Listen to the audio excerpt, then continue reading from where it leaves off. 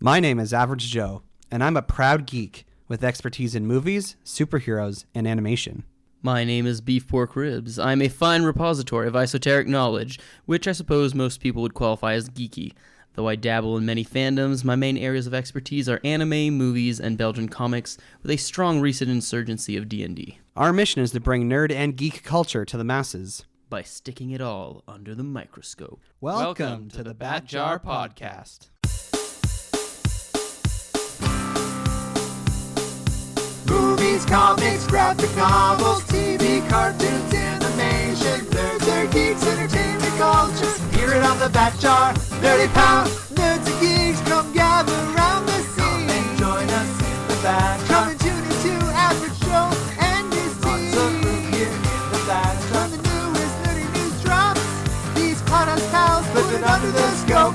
DC, Marvel, Disney, Star Wars, cinematic, multiverse. It's mega Christmas, strangest franchise. Hear it on the Bat Jar, Nerdy Power.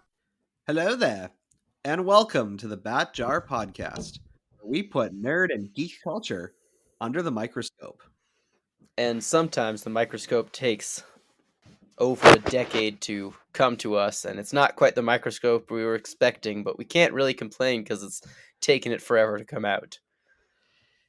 Yeah, okay, so that's a good... I figured I would start the conversation early.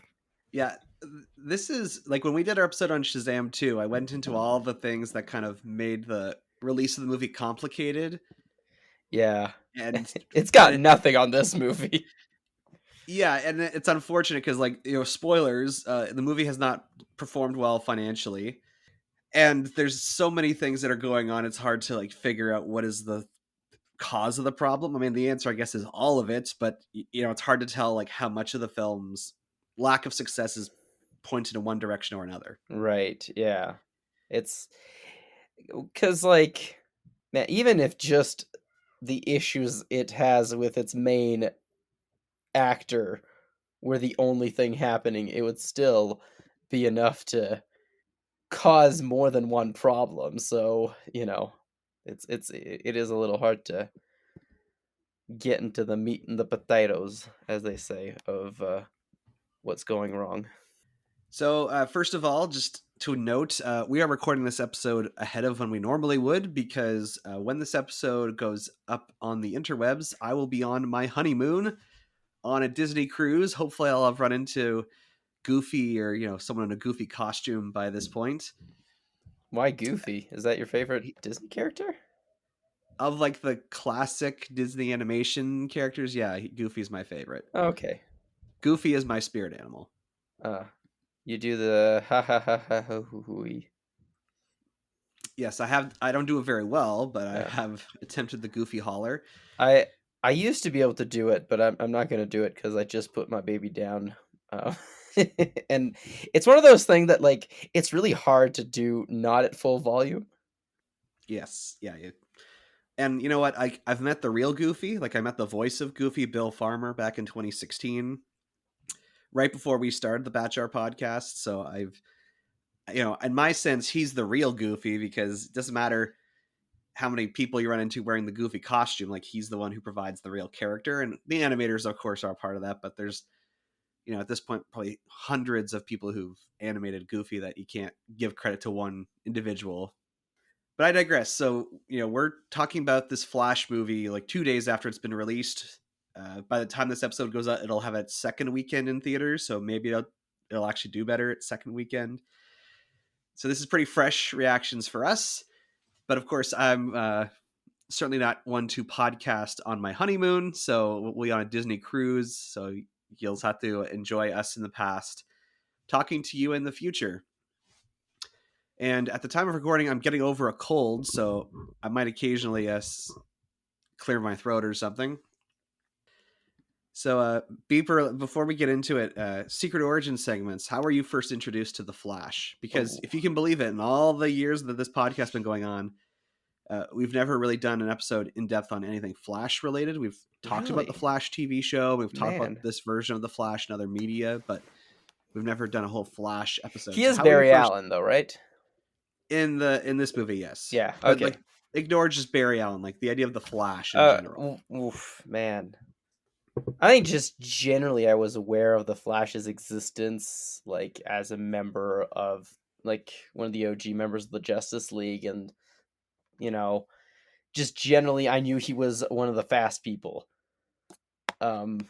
Like he was one of the superheroes with super speed, and he was the DC one, and he was in the Justice League. I kind of generally knew that, and then honestly, not much more. Like there wasn't. I can't think of anything like specifically Flash like that I've ever, because I didn't watch the Flash TV show. I never have, and I probably never will at this point. I might watch some of the earlier seasons, but like, so probably Justice League Unlimited. Here's the deal, buddy. Tell me where those guys went, and I promise to come see you in the hospital. We'll play darts.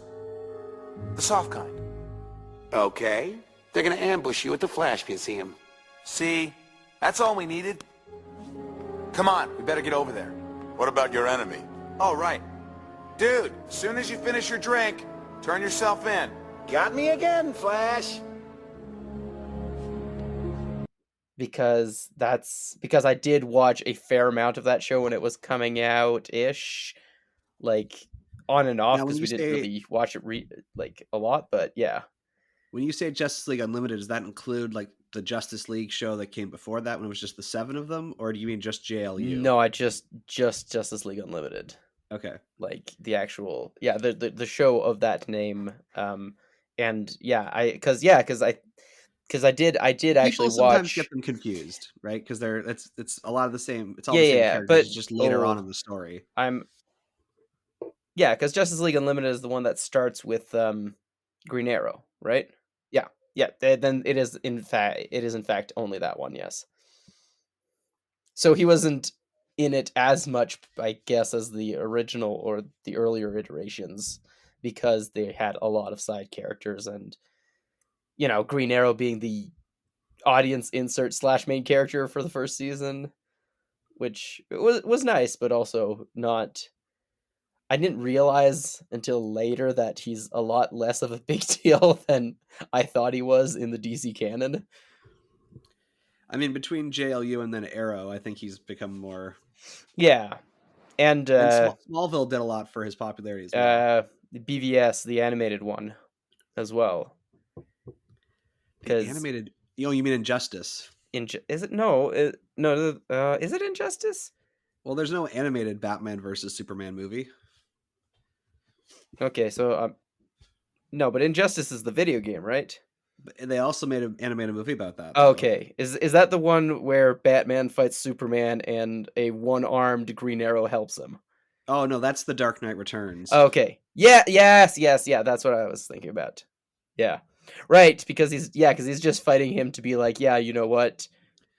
I don't agree with people telling me not to be a superhero, so suck it, Clark Kent.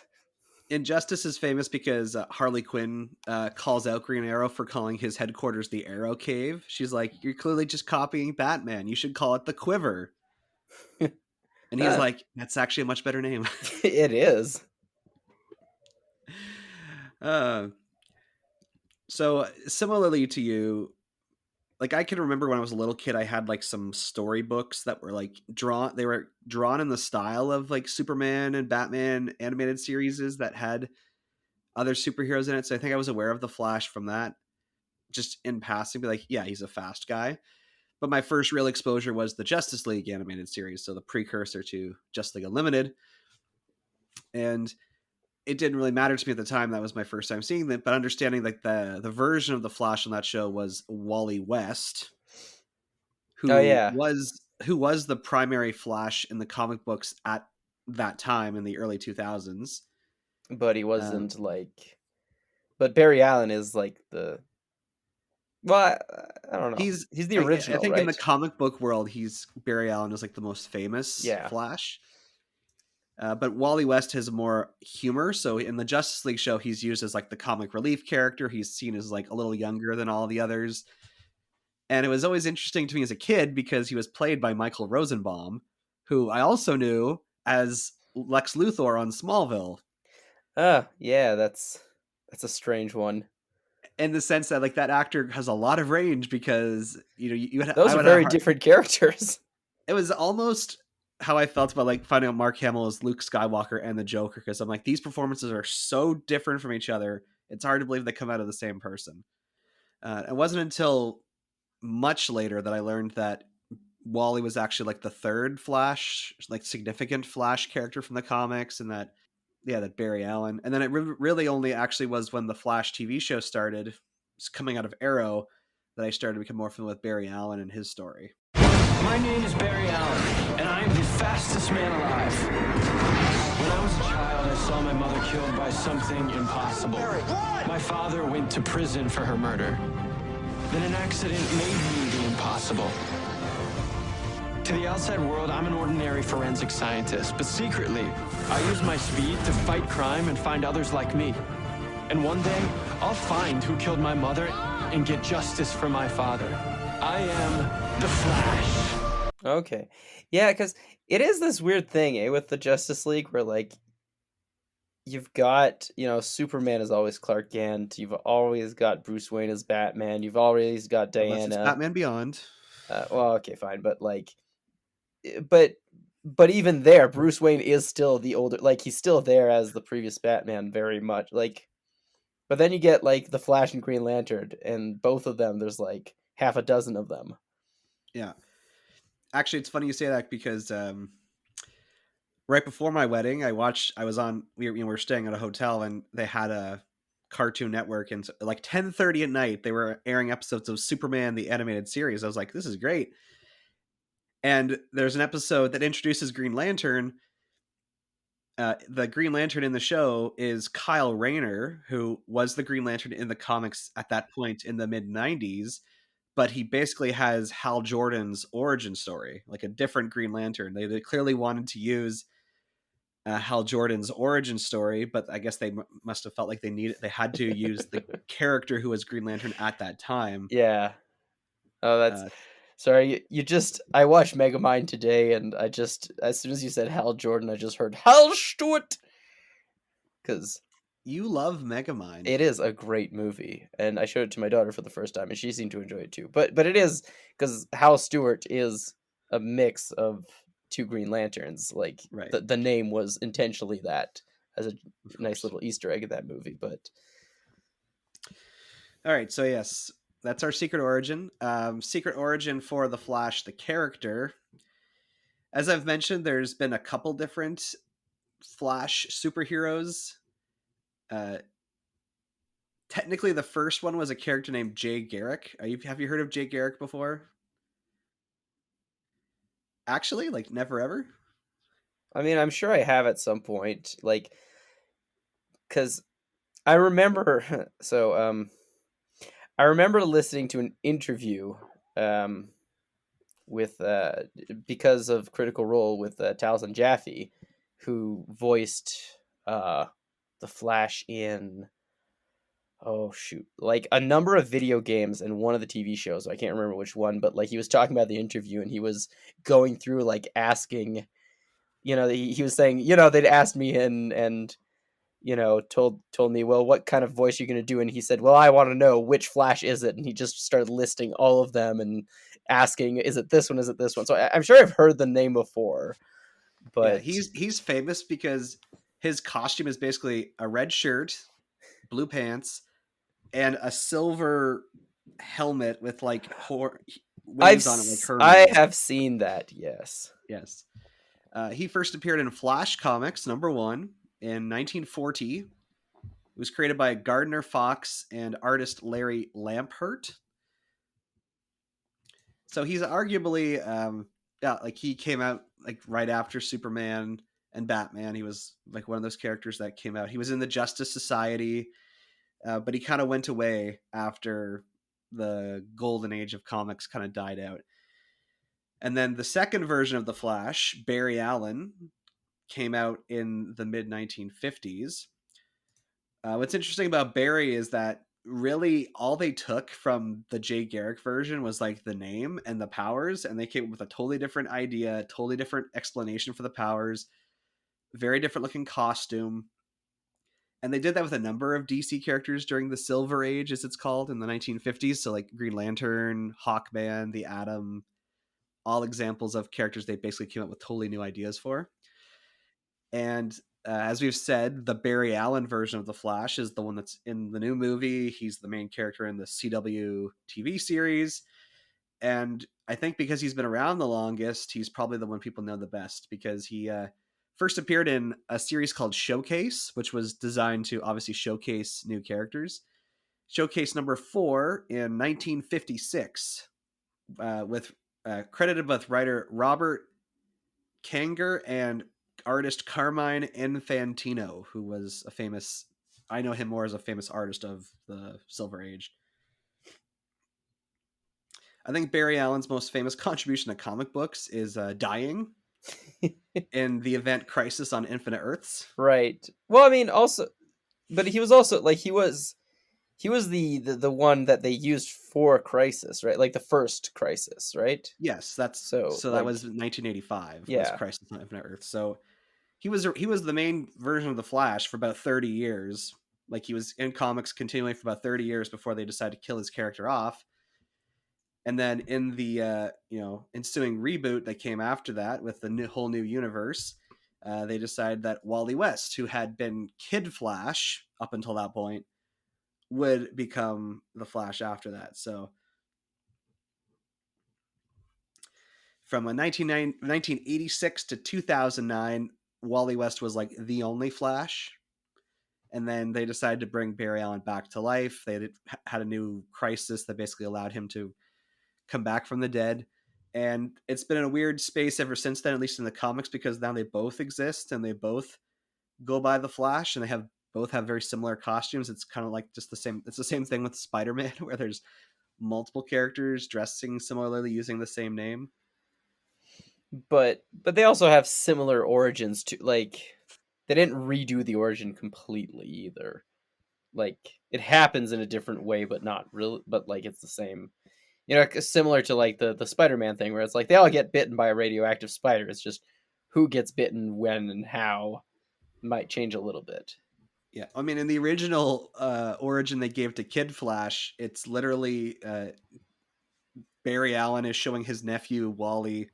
He's like, "This is how I got my powers. Like I was in my lab, and like we're here in my lab right now." And basically the same thing happens again, only it hits Wally instead, and it gives him the same powers. Wow, it's that Lightning doesn't strike twice, but except in this case. except in most cases. I mean, you used to live in Toronto.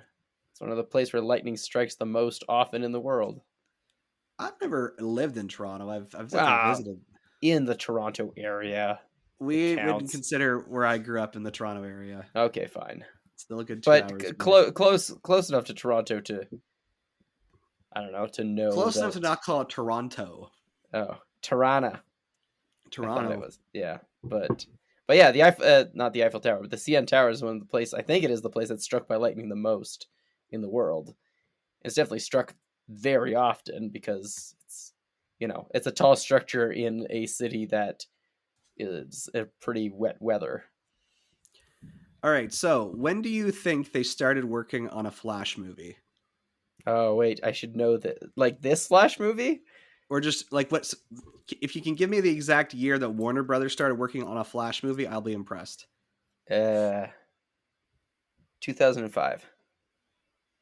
Wow, I'm impressed.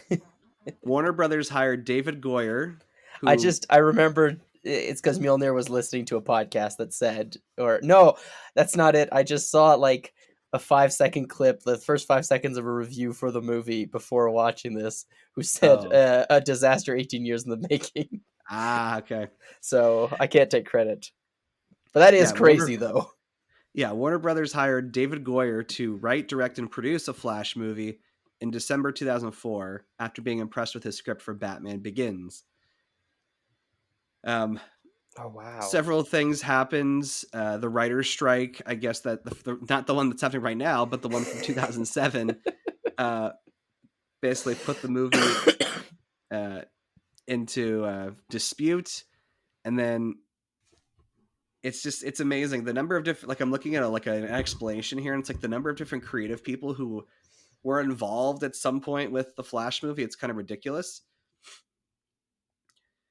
But with the DC Extended Universe, as it was called, with Man of Steel coming out and them announcing in 2013 Batman versus Superman, which was supposed to come out in 2015, if you remember, they started announcing more and more projects within the shared universe. So in October 2014, they announced a slate of projects that were going to be part of the DC Extended Universe. And they set a release date for the Flash for March 23rd, 2018. And at that point, was it supposed to be like a crisis event movie? They didn't say much about it, and it was going to be the Flash. Like, because I mean, originally, I'm assuming it was supposed to be the original script from 2005 was probably an origin story more than. Well, it's funny. The original script from 2005 was supposed to be about Wally West. Like, I guess Goyer even asked Ryan Reynolds to play him. Interesting. Okay. And they at that point they didn't have any connection with the CW show either, right? No, like these things were. Again, this is back when, like right now, DC films and everything, it's like it is, or DC Studios, it's all involved. But back then, it's like you had people working for the TV networks that were doing one thing, and the movie studio was doing something different.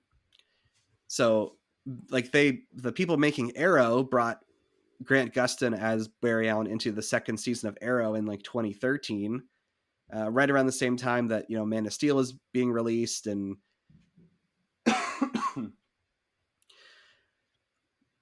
and they were kind of developing both the Flash show and then this shared universe of movies kind of trying parallel to each other. Yeah. And hoping that at some point they would work together. Yeah. Maybe. Now, the Flash is an appropriate character to do a multiverse story with, because people may know that it was actually in the Flash, in the very early years of the Barry Allen Flash, they had a story where Jay Garrick Flash showed up. And it was like the first time in the comic books where they kind of openly acknowledged that the multiverse existed, that there were kind of parallel Earths where different versions of the same characters could exist. Which, I don't know. We've talked, I feel like, a lot about Marvel. Do we want to like just talk about the nomenclature of alternate universes? What do you mean by that? I'm not sure I know what the word nomenclature means. Like because in Marvel, it's like Universe 616, like they've got numbers that are usually 3 numbers, right? Whereas DC, they went a lot simpler, and it's Earth 1, Earth 2, and Earth 1, 2, and 3 and 4 are like commonly used. Were like some of the more commonly used ones, and then they started doing weird ones later on. Whereas Marvel always had this like, make it sound like there's way more of them by adding random names, right? Yeah, so this Flash movie has been in the works since October 2014. Like the version, like this movie that was meant to be part of the shared universe. I think by that point, Ezra Miller had been cast as the Flash to appear in Batman versus Superman. So they were already kind of banking on Ezra being like the star of this film. And at this point, like I remember they announced a whole slate of movies. They're like, yeah, there's going to be Aquaman and a Cyborg movie and Wonder Woman. Oh, yeah. They were going to do a Cyborg movie. Yes, they were. But after Justice League, like this is the thing. Yeah. We knew that the Aquaman movie and the Flash movie and the Cyborg movie would come after Justice League. And even at the time, it seemed like a risky idea to, have Batman versus Superman also be the movie where all these characters show up, and then just go straight to Justice League with only Wonder Woman in between. But that's what they did. And I'm just going to name you. These are all the different people who were involved before we actually get to the final production team. So James Wan was given the choice to make either Aquaman or Flash, and he chose Aquaman. Phil Lord and Chris wisely. Miller. Phil Lord and Chris Miller wrote a story treatment from the Flash, but they decided to do Solo, a Star Wars movie instead. Ooh, they chose poorly. Actually, And then a I guy don't know. named well, I mean, It's hard to tell in that situation because Solo did not do very well, but then if they'd still be shackled to this project, it would be much better. well, one way you could look at it is that they ended up getting fired from Solo. So if they had stuck with this, they might have actually seen it to its conclusion. And if they had stuck to this movie, maybe they would have actually turned to something good, because like they went on to do, Spider-Man and Into the Spider-Verse. Yeah, that's true. Let's not So- mess with the what ifs. If it messes with Spider-Verse, we shouldn't try to change it. A guy named Seth Graham Smith was hired to be director in 2015. And Zach and his wife, Deborah Snyder, were going to be producing it.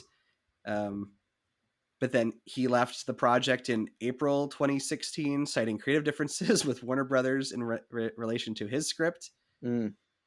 And then There were a lot of those too, creative differences with Warner Brothers from a lot of people at that point. So third director was a guy named Rick Famui. I don't know how to say his last name. I'm sorry. He joined in June 2016. And then he was involved with some of the casting for some of the characters. But it looks like... So he started doing some of the legwork, but still isn't the final and then version. So he was only on the project from June to October. Wow. Saying not being able to come together creatively with the studio, which disagree with the more mature direction that Famuyiwa wanted to take. This guy ended up working on The Mandalorian and directing a lot of the episodes there. So arguably a win for Disney, I guess. Yeah. Well, and also a double win because they take somebody who's done something successful with them and take him away from one of their somewhat competitors. Yeah, so bear in mind, this movie's supposed to come out in March 2018, and we're now at the we're now at October 2017, and there's no director. Yeah. And then and every time a new director comes in, they look at the script and probably change half a dozen things with it. Yeah, as well. And Ezra Miller was also committed to the Fantastic Beast sequels, so it's like he all of a sudden was unavailable for filming. So in 2017, a fourth person named Joby Harold was hired to do a rewrite of the script, and he handed that in May. So this is May 2017. The studio were interested in having either Robert Zemeckis or Matthew Vaughn direct the movie, but they both had scheduling issues that prevented them from taking it on.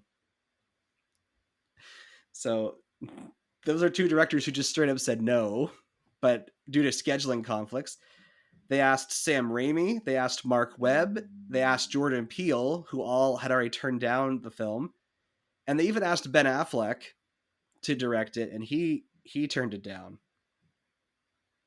Was it just like, I don't know, I wonder if it was like there was a reputation, like, you know how sometimes you hear stories about like this script that went around Hollywood and just had gotten such a reputation that nobody wanted to touch it, or, you know, things that stay in, like, because the only thing I can think that's even comparable to this is like the Total Recall movie, because like Total Recall, like the script had before the Arnold Schwarzenegger movie got made, the script was like bouncing around Hollywood for like, I think 12 years or something like that, from its original form to when it actually got made.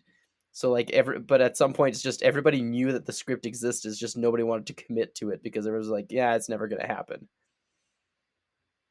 I wonder if it was like, yeah, that kind of a situation where it's like everybody knows that that they're trying to get the Flash movie done, but nobody actually wants to commit to it because there's too much like lost effort and too much like history attached to it at this point. Yeah, and I also wonder at this point, like this is like mid 2017 that they're trying to do this. Like maybe at that point DC is doing pretty poorly as well. Well, maybe the reception to like Batman versus Superman and Suicide Squad kind of scaring some of these people away. But at Comic-Con in 2017, so July, they announced it's going to be called Flashpoint, and that's based on the Flashpoint comic. So I guess up until that point, in the first 3 years of the film's development, they weren't trying to do Flashpoint, and then after 2017 it was. I guess with that focus in mind. Another writer named Dan Mazzo was brought in to continue the script, even though that Joby guy had done a whole rewrite. And then, but then you also, I feel like, I don't know if that was like necessarily helpful either, because like, again, you fall into like the history of, movies that tried to do famous comic arcs, and that also hasn't historically done very well, right? Like, well, it's because they often don't actually adapt the story. They just no, I know they take the title and they try to make something like it, but but still, that there's no evidence that this would have 100% been a Flashpoint movie per se. Like, you know what I mean? Like, it could have just been like Age of Ultron, where they just gave the name Age of Ultron and then everybody goes really pissed because it was nothing like Age of Ultron. But but I mean, Civil War was a good movie, but it was nothing like the Civil War arc, right? And there was a lot of polarizing opinions about it already just because of that. So January 2018 rolls around.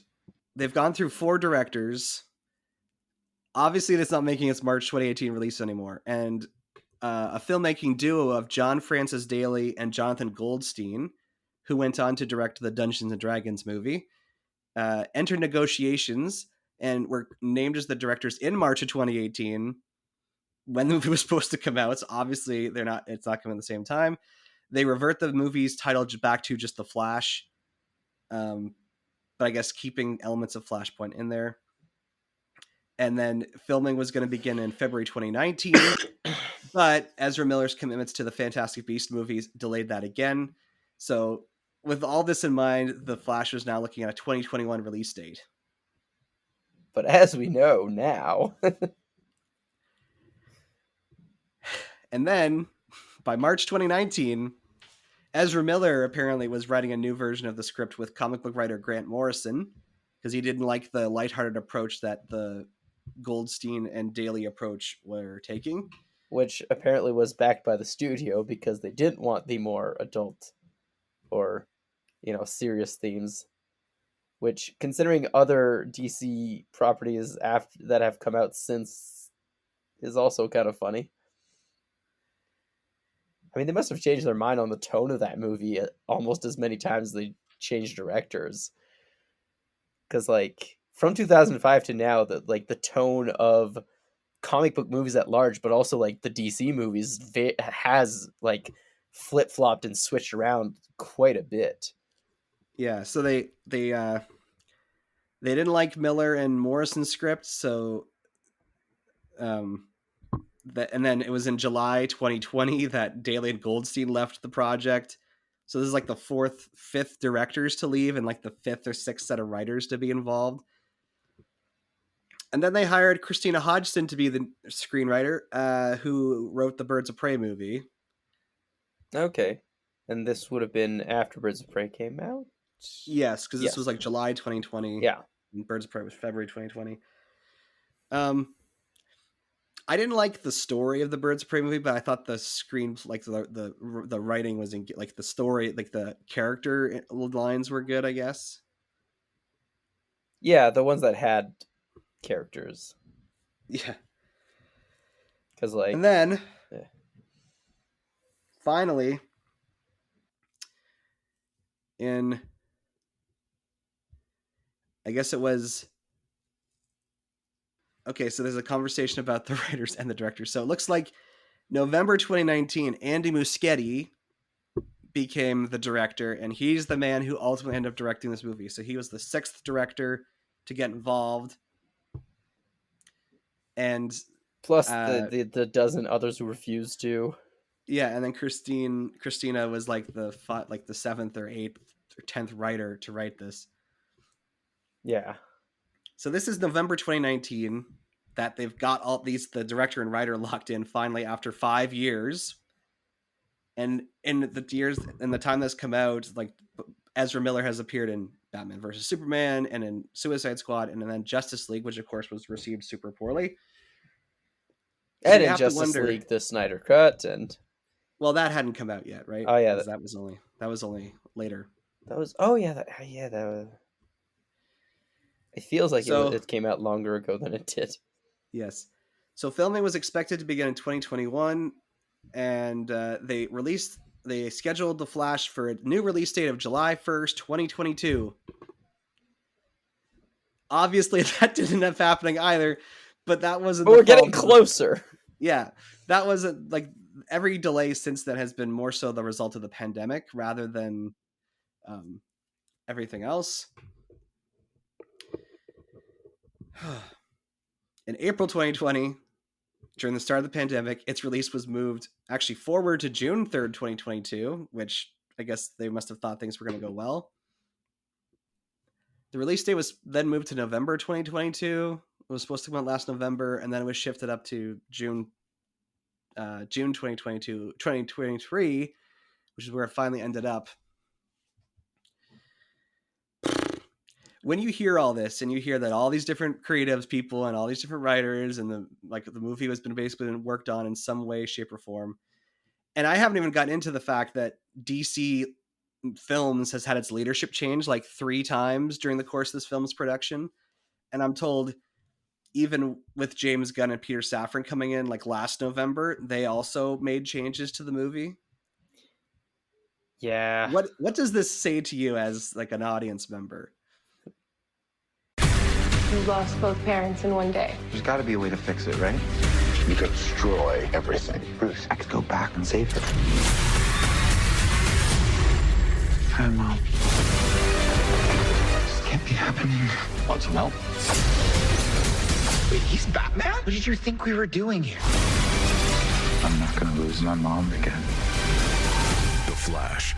My name is Kara. I'm Barry. Rated PG-13.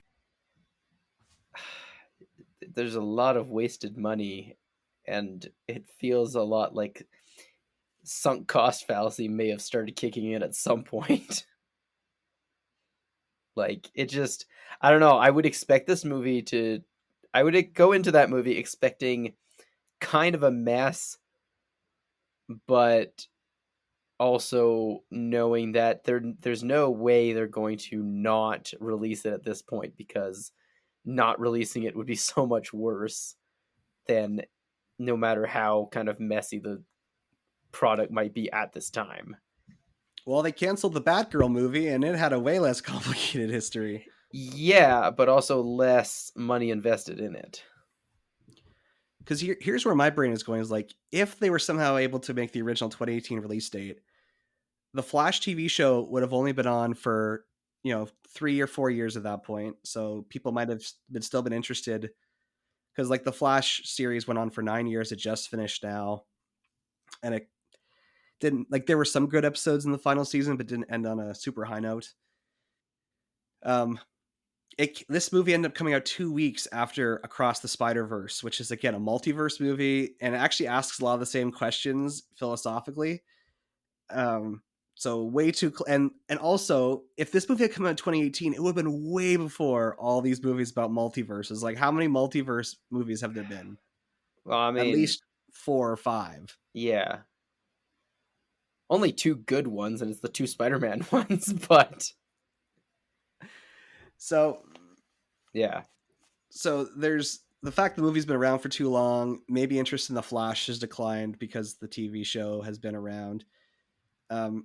The fact that the interest in Ezra Miller has Ezra Miller has had. We didn't even talk about that, really. He's had quite the complicated history of criminal activity and mental health challenges, and they're apparently in recovery now. But it is quite unfortunate. Yeah, because I mean, because like it is one of those things. But yeah, it is the character, but it's becoming harder and harder to separate characters and actors, especially because a lot of actors are starting to take their persona of the character very seriously. See, Black Adam for a good example of that, and so that probably just hasn't helped anything either. But even just, yeah, like you said, as far as like what can you expect with that history, you can't expect that much, especially like because even just reshoots and rewrites based on like when certain characters were announced, because when was it announced that like Keaton and a few other people from the older movies were going to be in? That was like 2020, 2021. Yeah, that was still like 3 years ago. Like in movie, even for a movie production time, that's forever. Like, Yeah. And you know what? It's a shame because Ezra actually has an amazing performance in the movie as both the version of Barry Allen that has lived through, all the other movies, and he's like fully formed as the Flash. And then he plays a younger version who's just getting his powers for the first time. And it's amazing the interaction they have with themselves, basically. Ezra really carries the movie. They're in pretty much every scene. It would have been impossible to edit them out or to yeah, restart the movie. no, for sure. Well, I mean, because yeah, at that point you would have just been literally restarting the movie again. So there's that whole element. There's the fact that the DCU just continues to not do well. Yeah, and that also adds to like the specific problem of this movie that like,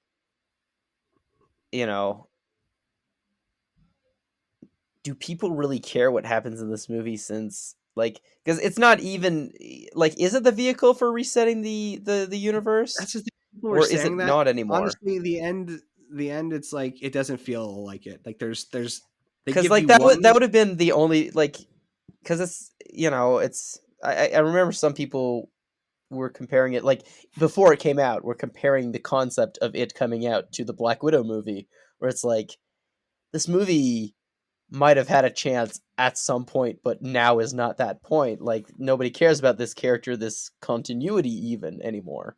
Yeah. And it doesn't even like reset the universe clearly enough. Like when he returns at the end of the movie, there are some differences, but there's still a lot of the same. Is Patterson Batman? No, Patterson's not Batman. I don't want to spoil it, but I'll type in the chat here. That's fine. But so they're still working on. This is who shows up as Bruce Wayne at the end of the movie. Oh. I had a good time with it. I'm sure. Look, he was a great Bruce Wayne. Yeah. So, yeah, if this had come out in 2018, it would have been revolutionary for the whole multiverse part. People would have been less tired of the DCEU at that point. I think this was before most of Ezra Miller's controversy, so it would have definitely avoided that pitfall too. That whole like thing. I feel like even if this movie had come out like in 2020, because I feel like also then people did give a lot of slack to movies that came out during the pandemic or were finished during the pandemic. So like even that might have worked in its favor. But yeah, it's just a like, I don't know. It just very much feels like people, I don't know, if I were to see it, I would be going there most likely just with morbid curiosity of like how much of a mess is this movie. And not, again, not because I don't believe in the actors in it, not because I don't think there'd be good performances, but just because everything else about it just is a mess. Yeah, and it's like I saw this movie with a couple of friends. I enjoyed it, but again, as somebody who has like watched the Flash TV show, there's really nothing that this movie does that the Flash TV show hasn't done. Oh, yeah, even as a Flashpoint movie? Even like there's actually one thing I will applaud them for is like the Reverse Flash is not in this movie at all, and in the comics and in the TV show, the Reverse Flash is the one responsible for the death of Barry's mother as a child. Right. In this new movie, they actually never really describe or disclose who it is that killed his mother. It's just they just mentioned the fact that her father was the one sentenced for the crime. Okay. And the way in which Barry prevents her murder is actually very subtle. It was like just like a causality thing, like changing one thing led to a series of events that meant that the circumstances for his mother's death. So like a smart kind of, like he didn't just go and just save go in and her. like punch the reverse Flash like he does in the show. Oh, that's good. We've also, I think when we talked about the Sonic the Hedgehog movies, like acknowledging like super speed is kind of like we've seen super speed done a bunch of different ways in movies. They do some somewhat interesting things like the way he time travels, it creates like a little bubble around him, which is again like different, I guess, than the show. I've said this before, they should have just made the movie Flash Wally West, because he's, especially in Justice League, he's used as comic relief. And when you have this silly, jokey version of the Flash next to Grant Gustin's more earnest Barry Allen, I'm at least very much inclined to prefer the TV show version. And it just creates confusion. People, why do you need to have two versions of the exact same character? You know, like there's a reason why they never put Batman or Superman on those CW shows, because they didn't want to have their character brand diluted, but they were fine to do it for the Flash. Yeah, well, I mean, there is the Batman, but that's not a big dilution either. And I mean, technically, that movie happened between projects, kind of, except for this one. But yeah, and it wasn't. I guess it wasn't a TV show. It was just a different movie, But here we are. It has come out. It is done. The DCEU is rebooting itself, reinventing itself again to try to become relevant again. Will it succeed? Probably not, but you know, but I think, I don't know. Like, I think that my Marvel fatigue has just become kind of a comic book movie fatigue, and I think that was part of the reason why I'm not in the minority to have enjoyed The Batman, not just because it was a good movie, because it was a good movie, just baseline, but it was definitely trying to do different things than most of the other superhero movies have been doing, and I feel like that's kind of what you need to do, and maybe move away from trying to create a cinematic universe, because those are also somewhat in decline. Yeah. So this movie made $55 million its opening weekend, which Spider-Verse made 120 its opening weekend. The Batman made 130 its opening weekend. Even flipping Quantumania was able to crank out 100 million its opening weekend. Oh, wow. And like, nobody cared about that. No. Like, so here's what I'll say about this new Flash movie. I did enjoy it. I wish more people were seeing the film, and I can't help but like point to the controversies around Ezra Miller, the controversies around DC as a brand. Even the angry Snyderverse fans, I'm sure, are like not doing this film any favors, because they don't acknowledge the Snyder cut, basically. Okay. They kind of right. In the movie, they just get right. Like in the Snyder cut of Justice League, the Flash discovers time travel, and he uses it to go back like during the finale, right? Right. It's a big right. moment right. in the Snyder cut. In this movie, in the Flash, he discovers time travel for the first time. Okay. So they're accepting the Joss Whedon Justice League canon instead of the Snyder cut, which of course just makes all the Snyderverse fans angry. But it isn't the Snyderverse. It's the Gunnerverse. So I wish more people were watching this movie, because it's actually fairly enjoyable. But the fact that it's coming so late to the game after all these other multiverse movies, it kind of all makes sense. But here's what I'll say. Ben Affleck, I think he's in maybe like 7 minutes of the movie altogether. He's got like one scene as Batman, one scene as Bruce Wayne. He's great. Probably the best, like, I don't know, maybe because it's such a small portion, but it's probably the best he's ever been in the role. I will say Ezra Miller's great. He's actually as both characters very convincing and made me care about what was going on. Michael Keaton. It's great seeing him in the suit. It's great hearing him say, "I'm Batman." It's great hearing the Danny Elfman music. And he does have a meaningful role in the film. He wasn't just a cameo for the sake of a cameo.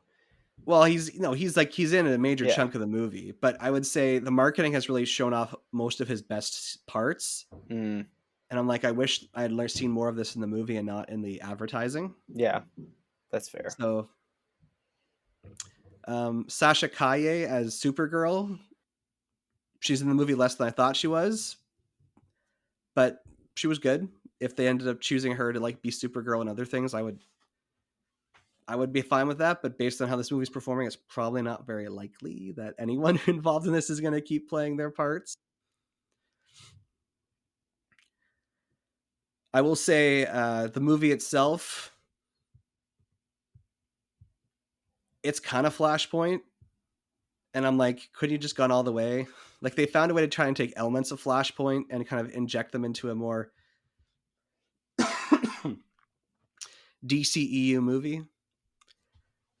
But I'm like, the Flashpoint Paradox animated film exists. So does season 3 of the Flash TV show, which are both better adaptations of the Flashpoint story than this is.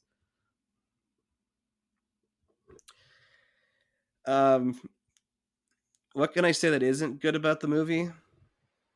There are moments where the CGI is like PS2 quality. Oh, that's great.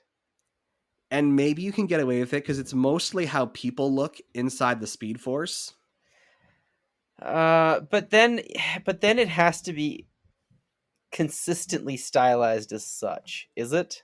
It just looks like bad CG. Like okay. It doesn't look like it's like meant to make them look animated or something. Because some of the imperfection that were in Spider-Verse in the animation were 100% on purpose and with a purpose, right? To look more like a comic. Unless they were like, we want this to be clear that this is fake, like this is not the real world for him. Yeah, that doesn't sound like a great way to do your special effects. Yeah. They also chose to like include legacy appearances by DC characters using like actors who are now dead with like deep fake technology, and it's like doesn't quite look convincing either. And I've heard some people say, "Oh, this movie's a love letter to DC," and I'm like, what was a love letter to DC? The Crisis on Infinite Earths crossover that the CW did, because they actually went out of their way to find a bunch of actors who had been involved with different DC films and TV shows, and brought them all back, even for like very short, small appearances, to be part of their story. This, in terms of being like a love letter to DC, pays lip service to some of like the biggest versions of DC characters. But that like nothing from animated shows, not like. Well, even like Grant Gustin's Flash or John Wesley Shipp's Flash, like those are. Like, there's more alternate versions of Batman and Superman in this movie than there are of The Flash. And it's like, this is supposed to be The Flash's movie. And, John Wesley Shipp, who played The Flash in the 90s show, and then played versions of The Flash on the CW show, and then Grant Gustin, have done a lot to actually popularize the character. So you would... And they even went out of their way to include Ezra Miller in Crisis on Infinite Earth, so he and Grant got to share a scene in that. Yeah. I'm like, you couldn't do it the other way. And it seems like it would have been perfect because the Flash show ended earlier this year. So I guess what I'm trying to say, Beeper, is like, I enjoyed myself, but I was underwhelmed. Yeah, but it sounds like it's, from what you're saying, it's like it wasn't bad, but it could have been better. But it's still not as bad as people seem to be giving it credit for, if that's the right way to say that. Like it's not amazing, but people should expect a bit more out of it. It's a perfectly good car, but you're driving it with a flat tire, and your windshield wipers aren't working, and it's raining. Okay, yeah, that makes sense. So it's still a shame that nobody's driving it because it's a good car, but it also makes sense that nobody wants to drive it. I like that analogy. How many bat cookies then? Honestly, it's like 3 out of 4 bat cookies. Like there wasn't, aside from the bad CGI and the lack of appreciation for the Flash from TV, I didn't see anything egregious to the movie. There were actually lots of moments where I thought it was fun and funny, and no character really acted out of character either, which is usually something I pick up on. There weren't any like leaps of logic where I was like, wait a minute, how did that happen? Like I was pretty engaged in what was going on. But again, it just, and maybe if you've never watched the Flash show, this is actually a better experience. Yeah, but that's always kind of a shame when it's like you needed to participate in something else to get to get the full, like, but I guess the reverse, you had to not participate in a specific brand or part of the show to be able to appreciate it more. That's a little bit unfortunate. And even the post-credit scene that is included, it doesn't set anything up. It's just a joke. Like it's just a gag. And I was like, really? Like, if you're going to like make me care about the future of these movies, like this is the space to do it. Because I was told this movie's going to reset the clock. It's going to introduce the new universe. I kept hoping that Grant Gustin would replace Ezra Miller as the Flash at the end. Yeah. It's what we were expecting, but it's not what happened. No, of course not. And even with Michael Keaton's Batman coming back, it's like, it's not like what I was hoping for is that Barry Allen would travel to the Tim Burton universe, and it just happened to be the world where his mother survived. But what actually happens is he basically comes into like a new hybrid universe where it's like some things are the same. Like it's still General Zod showing up in 2013 with his big world engine and stuff. But it's now a world where Michael Keaton had been Batman in years past instead of Ben Affleck being Batman. And, you know, like they show you the Tim Burton Batmobile, they show you his costumes like on display from the first 2 movies. And it's implied that he would have, I guess, like had a very similar, I guess, experience as Batman than he would have had in those films, but it's not the exact same version, I guess. Even with Michael Keaton, like I heard someone say today in a review that people aren't interested in his Batman anymore because he played Batman like 30 years ago. Like I'm talking to people I work with. They're like, they never knew Michael Keaton had played Batman. They'd never seen any of those movies. I guess. Well, and this is the thing, like when you're talking about like trying to appeal to casual fans. Yeah, that's true. Like it broke my heart because I'm like, he's such an important part of Batman's movie history. The reviewer was like, if this had been Christian Bale and his Batman in this movie, then people would have been interested because that's the most famous version of Batman people recently remember.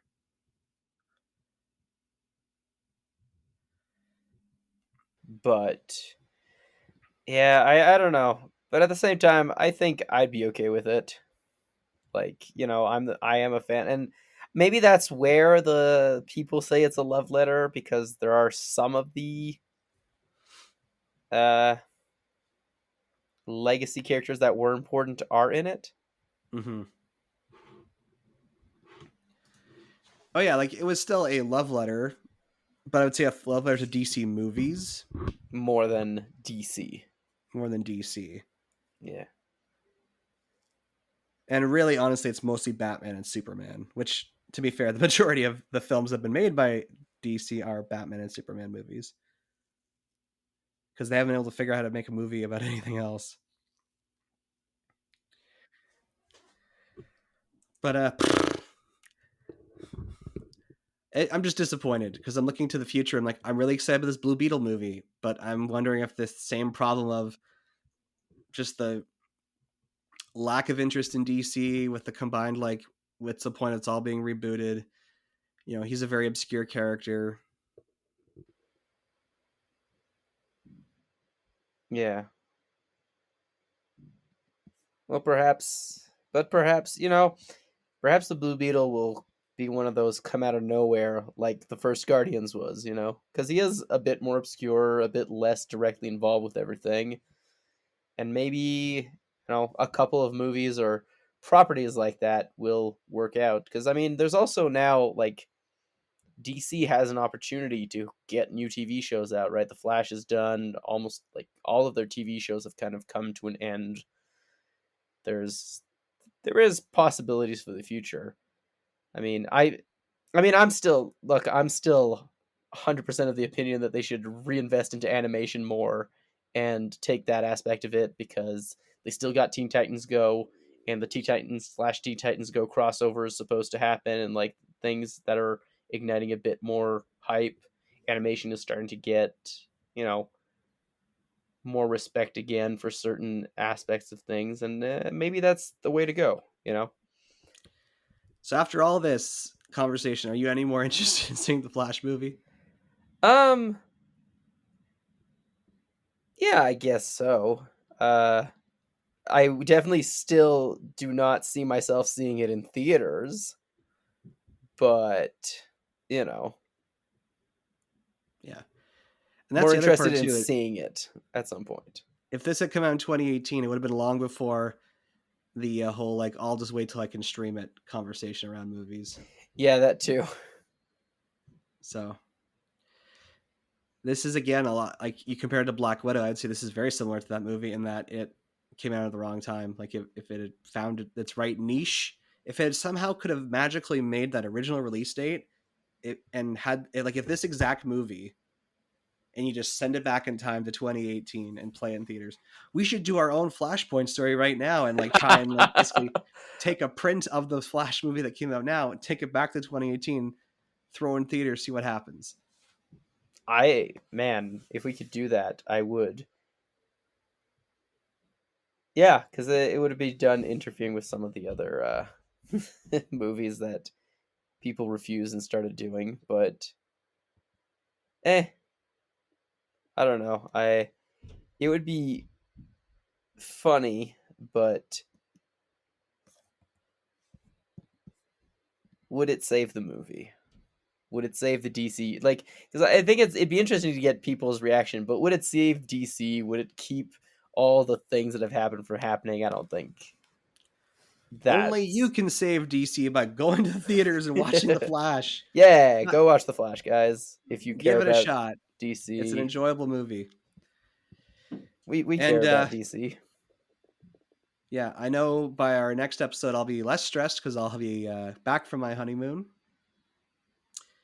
And for our next episode, Beeper, I was thinking, since it's going to be one of our final episodes, it might be fun to actually do like a bat jar cleanup and basically just go through the bat jar. Just and, rapid fire go through everything in the bat jar? Rapid fire through everything left in the bat jar. I love the idea of doing that. Can I add something to the bat jar? No, I've already done that a few times.